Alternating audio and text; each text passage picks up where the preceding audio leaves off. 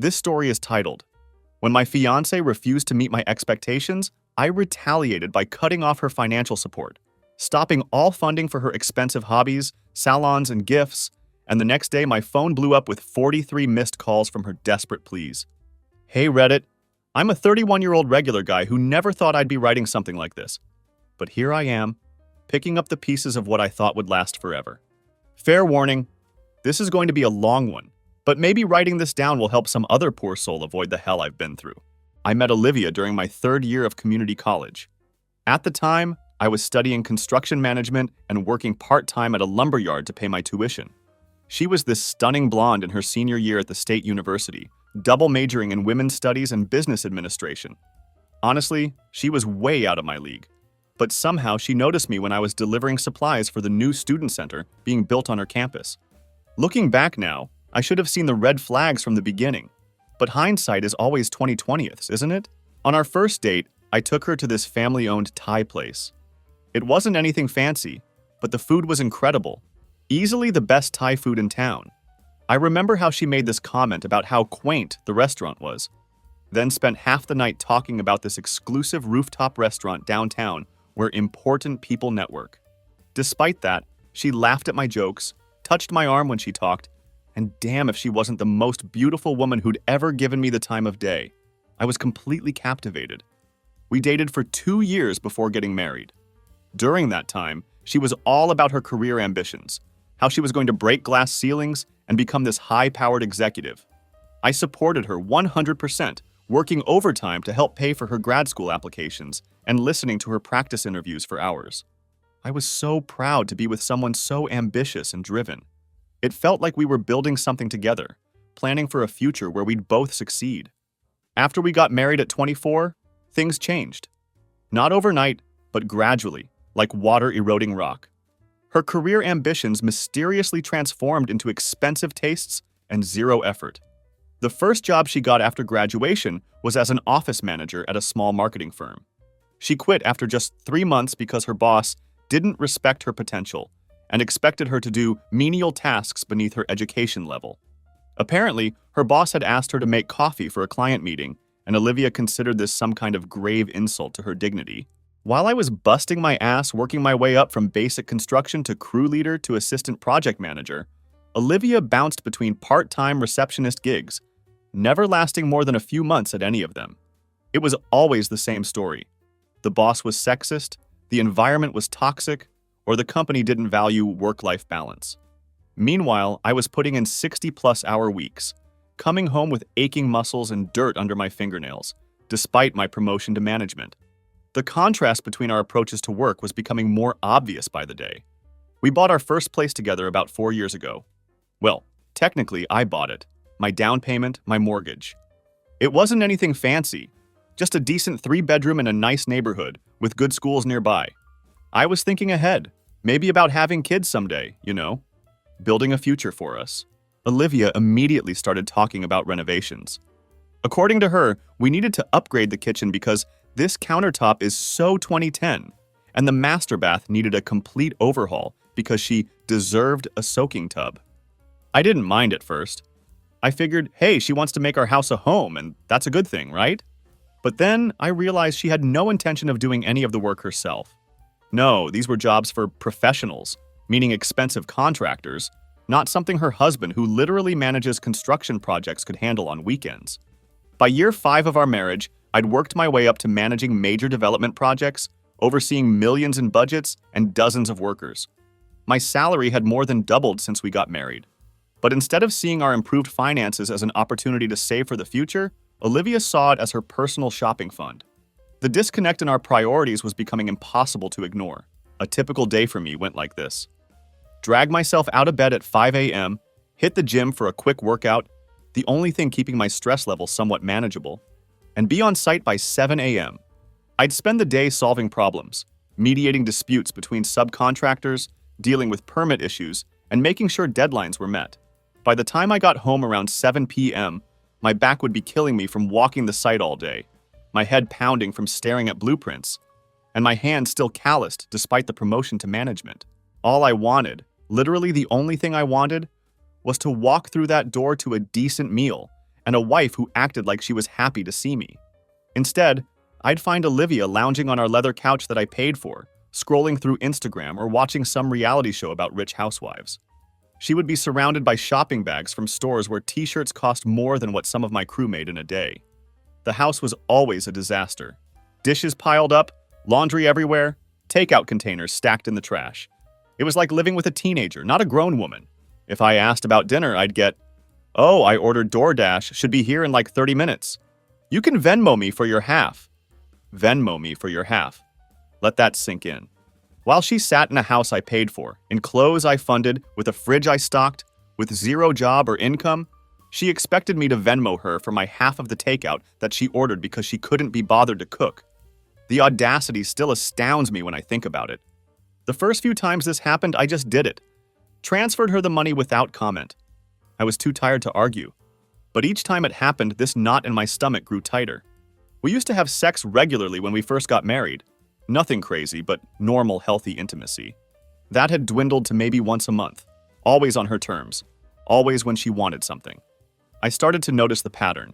She'd get extra affectionate right before telling me about some expensive thing she needed to buy. On the rare occasions when she did cook, she'd act like she deserved a goddamn medal. "I spent hours making this pasta, Tommy." It was boxed pasta with jarred sauce and frozen meatballs. Took 20 minutes tops. Meanwhile, my mom, who worked part-time as a school secretary, still managed to have hot meals on the table every night of my childhood. I'm not saying I expected some 1950s housewife situation.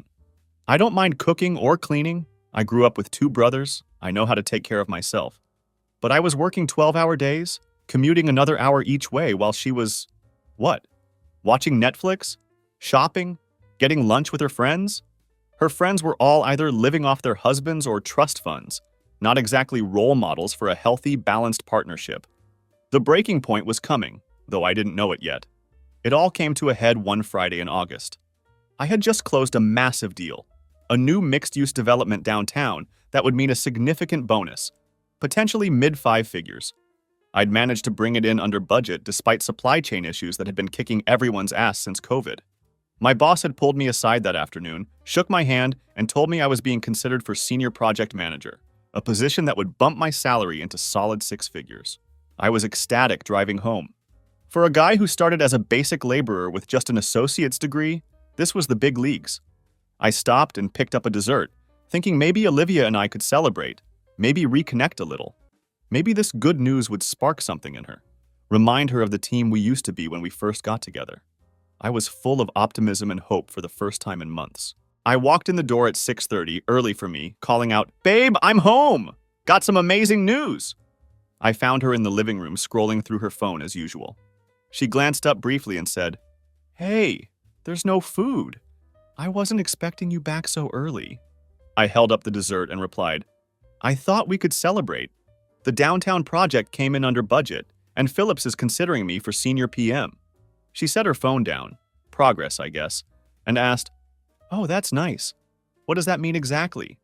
I explained about the bonus, the promotion possibility, the salary bump. As I talked, I could see her mentally calculating how much more she could spend. Not once did she say she was proud of me or acknowledge the work that had gone into this achievement. Instead, she said, "That's perfect timing because there's this feminist podcast panel discussion happening in Chicago this weekend. All the big names will be there. It's like $500 for tickets, plus we need a hotel. But with your bonus coming." I was stunned. This weekend? I was hoping we could celebrate together. Maybe go to dinner at Bon Thai. That was the Thai place where we'd had our first date. Still my favorite restaurant in town. She made a face and said, "Bon Thai. That place is so basic. Besides, this panel is important for my networking. They're discussing the modern female experience in corporate America." I couldn't help myself. What would you know about corporate America? You haven't held a job for more than 3 months in years. Her expression changed instantly, eyes narrowing as she responded, "Excuse me? That's incredibly insensitive. You know how toxic the workplace is for educated women. The microaggressions alone..." "Listen," I interrupted, setting the dessert down on the coffee table. "We need to talk about how things are going." She rolled her eyes dramatically and asked, "About what now?" I gestured around at the mess surrounding us. "About this. About our marriage." I feel like I'm carrying everything while you're just along for the ride. The look she gave me could have frozen hell. Excuse me? Are you seriously bringing up this patriarchal woman does housework garbage? I didn't marry you to be your maid or your personal chef. If you want someone to clean up after you, hire someone with your big manly paycheck. I nearly choked. This isn't about gender roles, Olivia. This is about partnership. I work my ass off all day, and you contribute nothing. Not money, not effort, not even basic appreciation. Contribute nothing? She sat up straight, eyes blazing. I contribute plenty. I manage our social life. I keep us connected to people that can boost your career. Do you know how exhausting it is to be a woman in today's society? The emotional labor alone? Emotional labor? I cut her off. I've got guys at work with families to support working dangerous jobs, breaking their bodies down, and they still come home and help their wives. This isn't about your gender. It's about you being lazy and entitled. Lazy? Lazy? Her voice went up an octave. You have no idea what I do all day. Just because I'm not out playing in the dirt with your construction buddies doesn't mean I'm not working. I'm maintaining our image, our social standing. Our image? I laughed, but there was no humor in it. The only image you're maintaining is on Instagram, where you pretend to be some boss babe while spending money you didn't earn. She stood up, face flushed with anger. You're just threatened by a strong woman who knows her worth. My father would never speak to my mother this way. I couldn't help but respond. Your father is a corporate lawyer who makes 7 figures, and your mother actually raised you and your sisters while running a charity foundation. They're not exactly comparable to our situation. That was a low blow, bringing up her wealthy family. They'd never fully approved of me, the blue-collar guy who wasn't quite good enough for their princess. They'd paid for our wedding but made it clear they thought Olivia was settling. Sometimes I wondered if she thought so too. I can't believe you're attacking me like this on a Friday night when all I wanted was to relax. This is borderline abusive, she said, grabbing her phone and storming out of the room, slamming our bedroom door behind her. I stood there in the messy living room, the unopened dessert mocking me from the coffee table. I grabbed a soda from the fridge instead and sat on the back deck staring at the yard I'd landscaped myself over weekends while Olivia was at self-care appointments. As I sat there in the growing darkness, something shifted inside me. This wasn't a rough patch. This wasn't just a bad day. This was my life, working myself to exhaustion to fund a lifestyle for someone who didn't appreciate it, didn't contribute to it, and apparently resented me for even asking. For the first time, I allowed myself to really consider whether this was what I wanted for the next 40 years. The answer was so clear it actually took my breath away. No way. That night, I slept on the couch. In the morning, I woke up to find Olivia had already left, her passive-aggressive way of punishing me. There was a credit card notification on my phone. $600 at Nordstrom, time-stamped 8:15 a.m. The message was clear. Cross me, and I'll make you pay. Little did she know I was done paying, both literally and figuratively. All weekend, Olivia gave me the silent treatment, only breaking it to make passive-aggressive comments when she bothered to be home at all. She spent most of Saturday with her friends, then came home with shopping bags, making sure I saw each designer label as she carried them upstairs. I guess since you think I'm so worthless, you won't mind me buying these shoes to make myself feel better, she said. Then flashed her phone screen showing another several $100 purchase she'd just made on my credit card. Sunday morning, she announced she was going to brunch with her friends and not to wait up because they might do a spa day after. I just nodded, already formulating my plan. The thing about managing construction projects is you learn to be methodical. You don't just tear down a wall without understanding what's behind it and what will happen when it's gone. You assess, plan, and execute with precision. That's exactly what I was going to do with my marriage. While Olivia was out spending more of my money with her friends, who, by the way, were a mix of trust fund babies who'd never worked a day in their lives, and other women who were doing exactly what Olivia was doing, living off husbands while preaching female empowerment, I sat down at my desk and really looked at our finances for the first time in months. What I found made me sick to my stomach. We had less than $5,000 in savings despite my solid income. Credit card debt totaled over $30,000 across 6 different cards, most of it from Olivia's shopping and spa days. She'd even taken out a store credit card at Nordstrom that I didn't know about, maxed it out at $7,500, and had been making minimum payments from our joint checking account. I pulled our bank statements for the past 6 months. On average, Olivia was spending nearly $6,000 a month on what? Clothes, restaurants, Uber Eats, Sephora, salon appointments, wellness treatments, whatever the hell those were, and more clothes. Meanwhile, I hadn't bought new work boots in a year, despite needing them. I was still using the same worn-out gym bag I'd had since college. The fishing trip with my dad I'd been talking about for years kept getting postponed because we don't have the extra money right now, babe. That Sunday night, instead of confronting her when she came home tipsy from brunch at 7 p.m., I made my move. While she was in the bath, taking her sweet time with the expensive bath bombs I'd bought her for Christmas, I sat down with my laptop and made some financial changes. First, I moved most of our joint money into an account only I could access, leaving just enough to cover the mortgage and utilities for the next month. Then I canceled all but one of her credit cards and set a $200 weekly limit on the remaining one. Last, I set up alerts for any purchase over $50. I also checked our cell phone account and found she'd been regularly texting a number I didn't recognize, often late at night. I didn't read the messages, didn't want to at that point, but I made a mental note of the number. I was beginning to see the full picture of our marriage, and it wasn't pretty. When she got out of her hour-long bath and checked her phone, the explosion was nuclear. "What the fuck did you do?" she screamed, storming into the living room wearing just a towel, holding up her phone showing decline notifications. "My cards aren't working!" I didn't even stand up from the couch, where I was watching a baseball game. I just looked her dead in the eyes and said, "I adjusted your spending limits to match your contribution to this household." Her face went through about 5 different expressions before settling on rage. "You can't do that! That's financial abuse!" she yelled. "I'll call my sister's friend, who's a women's rights attorney." "Go ahead," I said, surprising myself with how calm I felt. "Explain to a judge how your husband paying all the bills while you spend thousands on handbags is abuse. While you're at it, explain why you haven't held a job for more than 3 months in years." "You're being a controlling asshole," she hissed. "A real man wouldn't treat his wife this way." I stood up then, towering over her by nearly a foot. "No, a real man wouldn't let his wife walk all over him anymore. You want to live like a princess? Start contributing like a partner." For the first time since I'd known her, Olivia was speechless. Her mouth opened and closed a few times, but nothing came out. Finally, she turned and stomped back to the bathroom, slamming the door so hard a picture fell off the wall. That night, she slept in the guest room. I slept better than I had in years. The next morning before heading to work, I left a note on the kitchen counter. "I've set up a budget that actually reflects our income and expenses. Your card has a $200 weekly limit for personal spending. If you want more, get a job. If you decide to contribute to our household either financially or by taking care of the home, we can discuss adjusting the budget.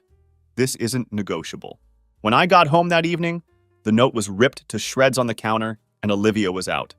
She didn't come home until after I'd gone to bed, and so began the Cold War of our marriage. The next few weeks were eye-opening to say the least. Without unlimited access to my money, Olivia's true colors really showed. She'd always preached about female independence and empowerment in her social media posts. I checked, she was still posting inspirational quotes about knowing your worth and not settling. But behind closed doors, she was having a complete meltdown over not being able to buy whatever she wanted. "My friends invited me to brunch at Westfield's," she complained one morning during our first actual conversation in days. Westfield's was this overpriced place downtown where they charged $30 for avocado toast. What am I supposed to tell them? That my husband is too cheap to let me go? "Tell them whatever you want," I replied, packing my lunch for work. "Or you could get a job and pay for your own brunch." "A job?" She said it like I'd suggested she try eating rocks. "You know how I feel about the exploitative nature of capitalism." I almost laughed in her face. This from the woman who had 13 different luxury handbags in our closet. "Seems like you're fine with exploitation when it buys you nice things, just not when you have to be the one working for them." She tried everything over those weeks. Crying, screaming, guilt-tripping, even attempting to seduce me one night after weeks of no physical contact.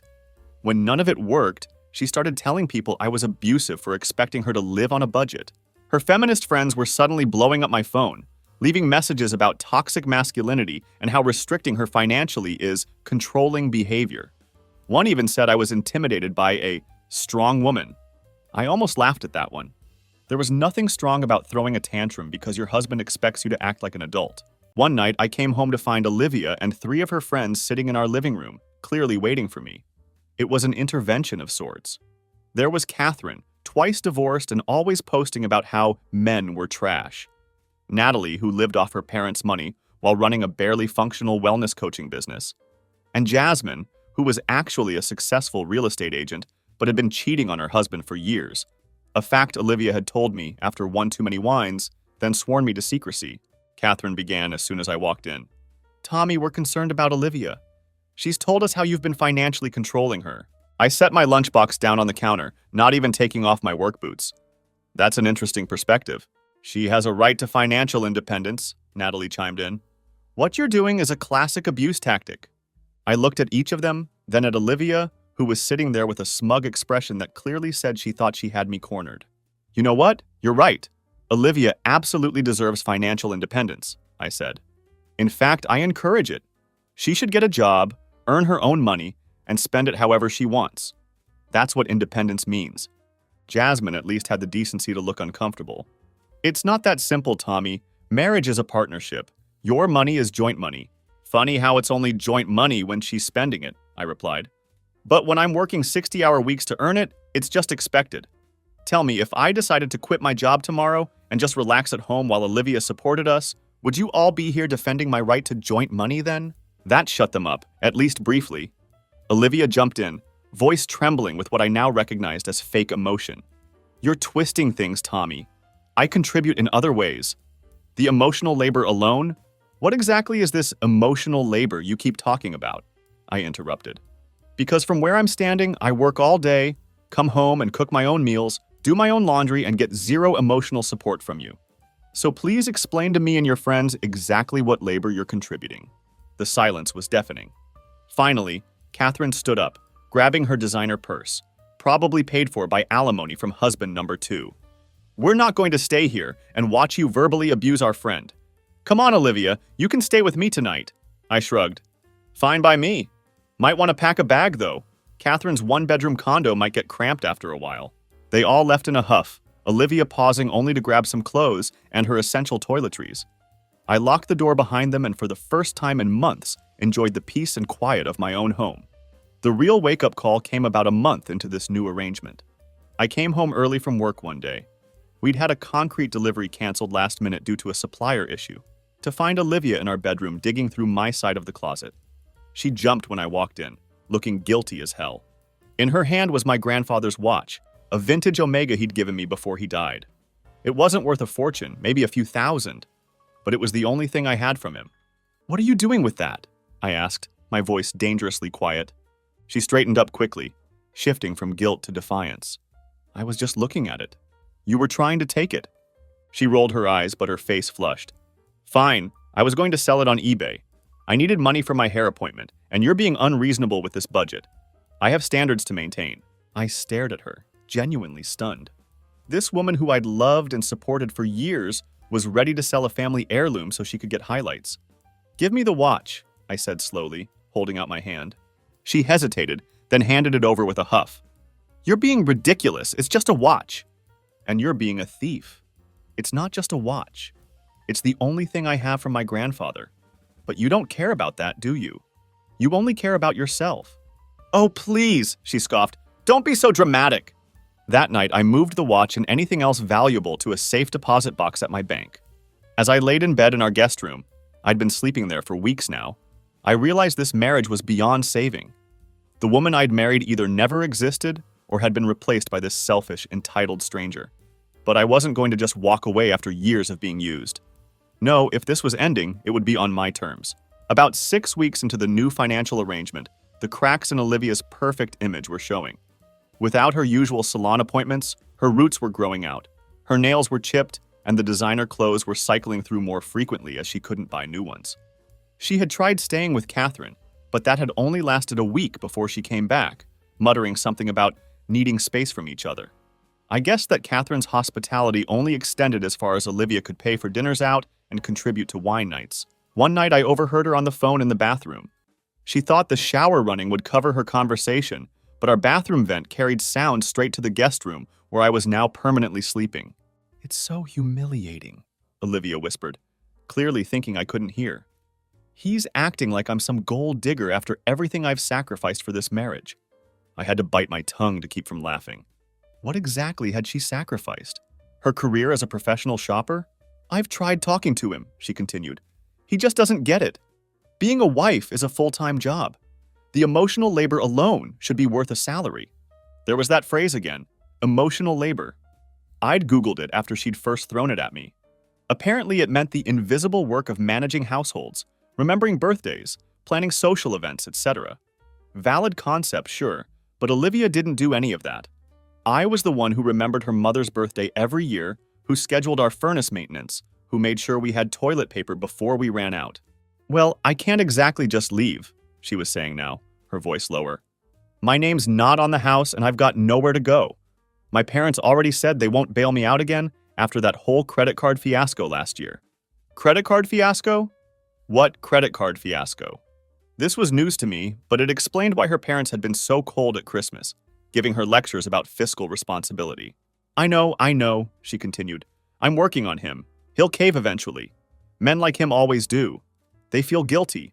I just need to play nice for a bit, make him think I'm trying. That was when I decided to start documenting everything. I began taking photos of the house when I left for work, and when I returned, showing nothing had been done. I kept receipts for all groceries, bills, and household expenses I paid for alone. I recorded our conversations when she would demand more money while refusing to get a job.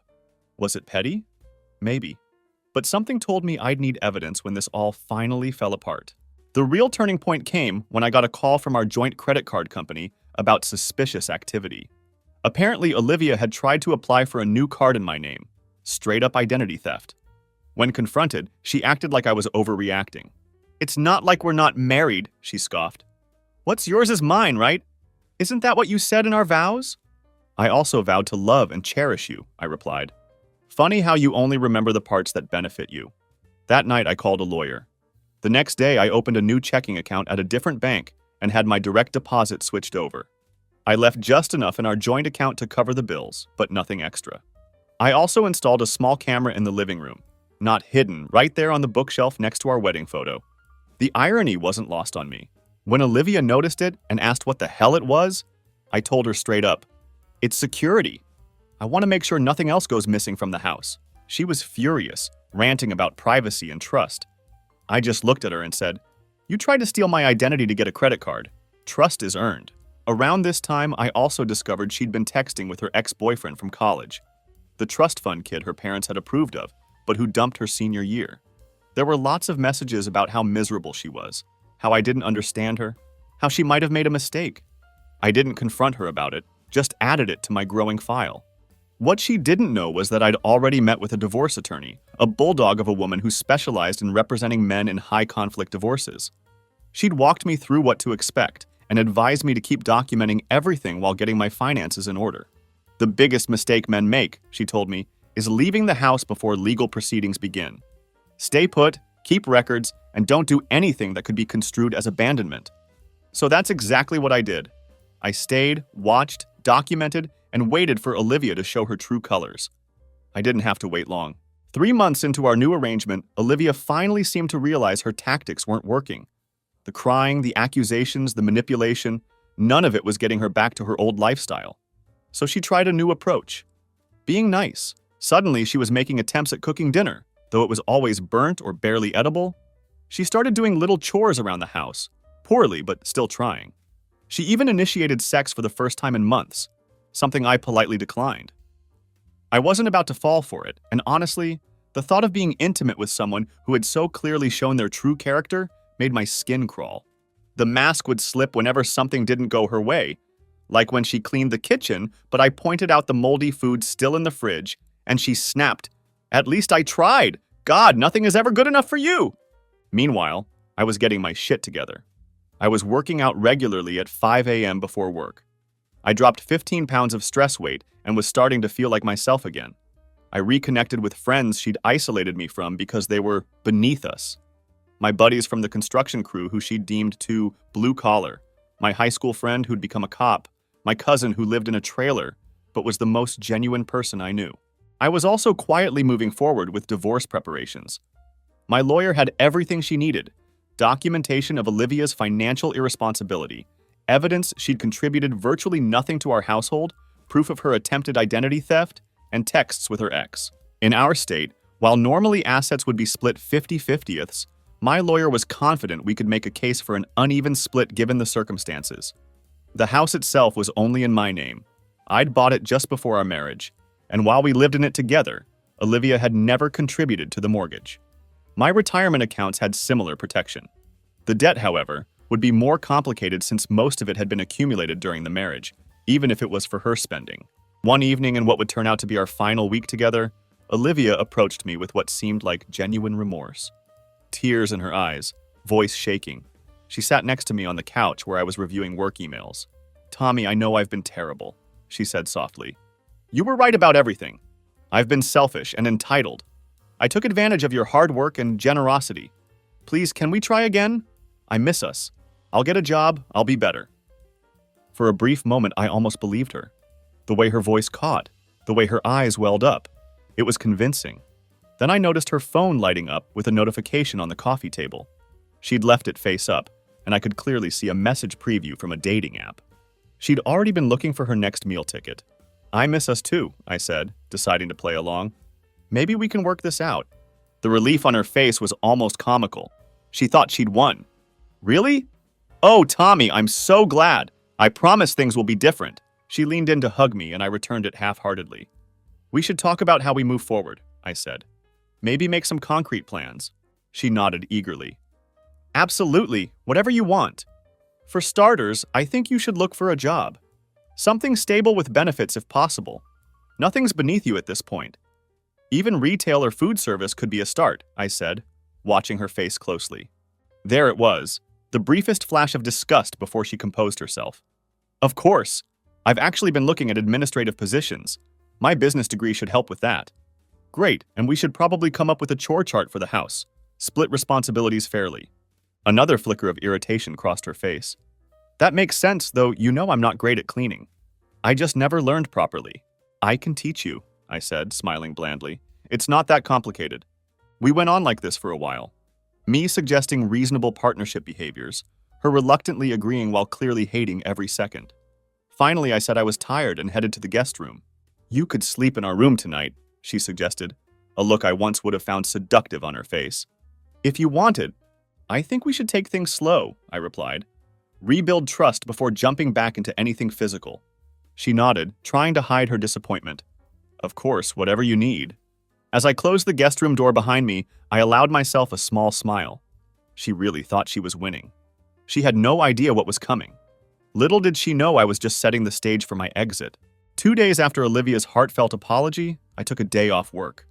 I told her I had meetings all day and would be home late. "Don't wait up." She believed me. Why wouldn't she? I'd never lied to her before. She had plans to go shopping with the small allowance she'd earned by actually cleaning the house properly for once. "Just some basics," she'd said, trying to sound responsible. "Nothing extravagant." I'd nodded and added a little extra to her weekly limit as a reward for her efforts. In reality, I wanted her gone while I executed the final phase of my plan. With her out of the house, I made my move. The movers arrived at 9 a.m. sharp. A crew of 4 guys from my current job site who were happy to make some extra cash on their day off. I'd already packed up most of my personal belongings over the past week, little by little, storing boxes in my truck and taking them to my new place during lunch breaks. "Just take the stuff I've marked with blue tape," I told them. "Leave everything else." I'd been methodical about it, marking only furniture that was undeniably mine, stuff I'd bought before the marriage or inherited from family. The big TV in the living room? Staying. The sectional couch she'd insisted we needed? Also staying. But my dad's old leather recliner, my workbench from the garage, my weights and bike, those were coming with me. I'd already secured a new apartment closer to my job site, paid for 3 months in advance with some of the money I'd been quietly saving. It wasn't fancy, just a 1-bedroom with a small balcony overlooking a park, but it was mine, and she had no idea it existed. While the movers worked, I went through each room one last time, making sure I hadn't missed anything important. In her bedroom, I opened the closet and looked at the clothes she'd picked out for me over the years. Designer shirts I never felt comfortable in. Expensive shoes that hurt my feet. I left them all behind. By noon, The movers had finished loading everything into their truck. I did one final walkthrough of the house, feeling a strange mix of sadness and liberation. 7 years of my life in this place. Not all bad memories. There had been good times too, especially in the beginning.